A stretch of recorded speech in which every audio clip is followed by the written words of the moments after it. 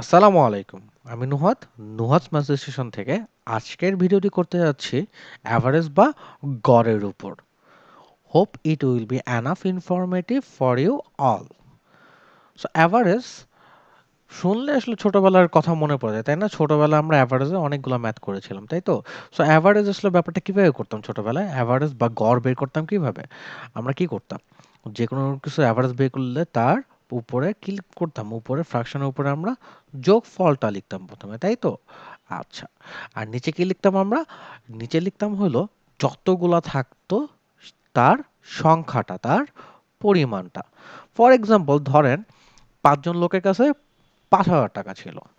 এখন গড়ে কয় টাকা ছিল? সো আমরা কি করব? গড়টা বের করতে হলে উপরে তাহলে কত?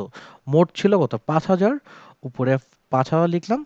আর আপনার ছিল কতজন? ৫ জন, তাহলে নিচে কি ৫ লিখলাম। নিচে ৫। এখন যদি আমরা ক্যালকুলেট করি তাহলে গড় কত পাবো? ১,০০০, তাই তো? সো এইভাবে আমরা ছোটবেলায় করেছিলাম। এখন গড়কে আমরা আরো ডিফারেন্ট নামে ডাকতে পারি। গড়কে আমরা অ্যারিথমেটিক মিন বা গাণিতিক গড় বলতে পারি, বা মিনও বলতে পারি। এই সবগুলোই কি এভারেজ বা গড়কেই মিন করে। তাহলে আমরা একটা ম্যাথ দেখি এই রিলেটেড। সো একটা ম্যাথ যদি দেখি, ধরেন এই যে ওই প্রশ্নটা যদি খেয়াল করেন, কি বলছো প্রশ্নতে? যে average weight of a group of chimpanzees, Sim 1 weighed 63 kg, Sims 2 weighed 60 kg, Sim 3 weighed 53 kg, and Sim 4 weighed 52 kg. So এখানে চারটা শিম্পাঞ্জির কথা বলছে। তো চারটা শিম্পাঞ্জির ওজনও বলে দিয়েছে, আপনার কাছে গড় জানতে চাইছে। তাহলে গড় জানতে চাইলে আমরা কি করব? যোগফলটা প্রথমে বের করব। সো ফ্র্যাকশনের উপরে কি হবে? আমাদের যোগফল হবে। সো প্রথমটার ওজন কত ছিল? প্রথম বানরটির ওজন ছিল 63 কেজি, পরেরটির ওজন ছিল 60 কেজি, তারপরেরটি ওজন ছিল 53 কেজি, তারপরেরটি 52 কেজি, তাই তো? সো যোগ করে আমরা কি করব? ৪ দিয়ে ভাগ করে দিই। তাহলে গড় পেয়ে যাব। এখন যোগ করলে যোগফলটা আমরা কত পাবো? সো যোগ করে ফেলি। 63 আর 60 123, and then 53 plus 52 105, দুটো যোগ করে দিয়ে আমরা পাবো কত? 228, 228। ওকে, 228 কে যদি 4 দিয়ে ভাগ করি তাহলে আমরা অ্যান্সার পেয়ে যাবো। কাটাকাটি করেন। সো ৪ দিয়ে যদি কাটি, ৪ ৫ ২০, দেন থাকতেছে 2, ৪ ৭ ২৮, তাই তো? সো অ্যান্সার কি হবে? 57। অ্যান্সার হবে 57। সো আমরা এই ম্যাথগুলা স্বাভাবিকভাবেই পারি। ছোটবেলা থেকে আমরা এই জিনিসগুলো শিখে আসতেছি। সো আর হোপফুলি এটা নিয়ে কোনো কনফিউশন আমাদের থাকবে না। এখন চলে যাই আমরা আরেকটা ইম্পর্টেন্ট টপিক এভারেজের, সেটা হলো মিডিয়ান বা মধ্যক। এই মধ্যকটা আসলে কিভাবে নির্ণয় করে সেটা আমরা আসলে দেখব। মধ্যক ব্যাপারটা কি? আমরা নাম শুনে বুঝি মাঝখানে। মধ্যক মানে কি? মাঝখান ব্যাপারটা বুঝতেছি, তাই তো? ধরেন একটা সেট দিই আপনাকে। একটা সেট দিলাম, ধরেন 7, 5, 11, তারপর ধরেন 8, দেন 10। এই যে আপনাকে সেটটা দিলাম, এই সেটের মধ্যক বের করতে হবে। So, এখন মধ্যক বের করতে হলে ১ম এ যে কাজটা করতে হয়, সেগুলোকে আমরা ১ম এ সাজাইতে হবে। ১ম এ কিভাবে সাজাবো? ১ম এ আমরা ছোট থেকে বড় অথবা বড় থেকে ছোট করে সাজাবো। এখন ধরেন আমরা ছোট থেকেই সাজাই। ছোটটা সবচেয়ে কত ছিল? 5, তারপরে কি ছিল? 7, দেন 8 ছিল, দেন কি ছিল? দেন ছিল 10, দেন ছিল 11, তাই তো? আচ্ছা। এইখানে সংখ্যা কয়টা ছিল? ১ টা, ২ টা, ৩ টা, ৪ টা, ৫ টা। ৫ টা সংখ্যা ছিল, তাই তো? তাহলে এখন মিডিয়ানটা, ওই মধ্যকটা কি হবে? মাঝখানেরটা। এখানে মাঝখানে ৫ টার মধ্যে মাঝখানেরটা কি? ৩ নাম্বারটা বা ৮।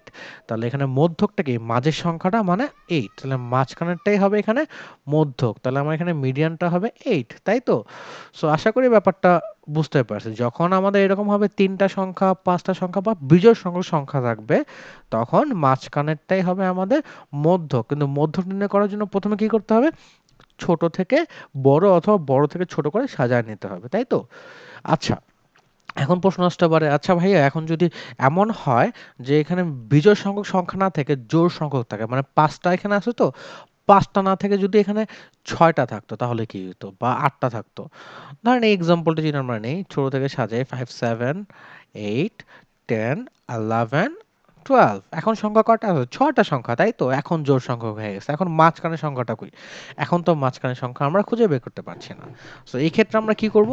জোড় সংখ্যক সংখ্যা থাকলে, যেমন ৪ টা, ৬ টা, ৮ টা এরকম থাকলে কি করব?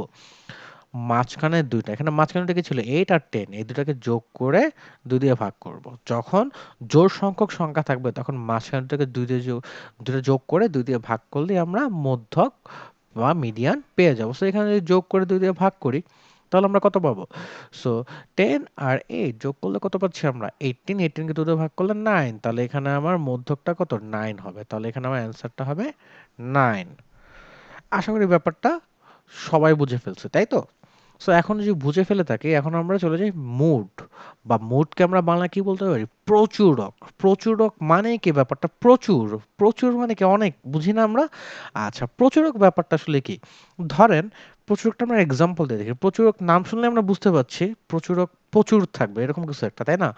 ধরেন আপনারটা বলি, ধরেন 3, 4, 4, 5, 5, 5, 6, 9, 10, এই যে পুরো একটা সেট দিলাম। এই সেটটার মধ্যে দেখেন সবচেয়ে বেশি বার কোনটা আছে? সবচেয়ে বেশি এখানে কি 5 আছে।